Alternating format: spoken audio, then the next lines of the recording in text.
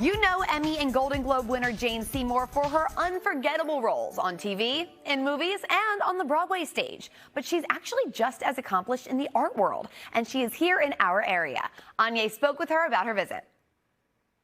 Jane Seymour, Up Close and Personal. The exhibition runs tomorrow, July 1st through July 10th at Ocean Galleries in Stone Harbor. And I'm so excited, so honored, so thrilled to welcome Jane to Philly Live. Jane, thank you so much for joining us. Thank you. It's great to be back.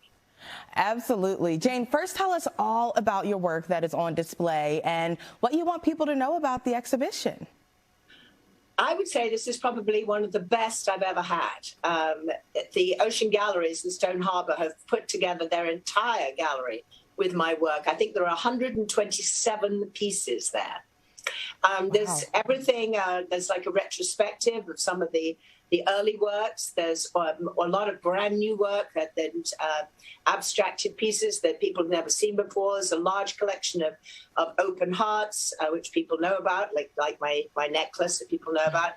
A lot of florals, mothers and children on the beach, a lot of watercolors, some of which people might know or have seen on the scarves that I have online. In fact, I put one here on the bed. You can see the poppies and butterflies. We have the original artwork for all those kind of products. And there are 4 pieces by my son, Sean M. Flynn, extraordinary high-definition photography pieces that we kind of did as a collaboration where I am the subject and we came up with images together, which he shot. So those are as well. So that's kind of cool, you know.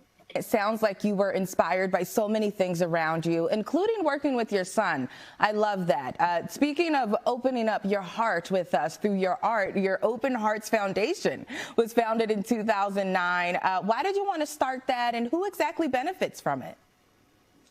Well, every year in the past, we've done it now, I think, 10 years, I think, 10 or 12 years.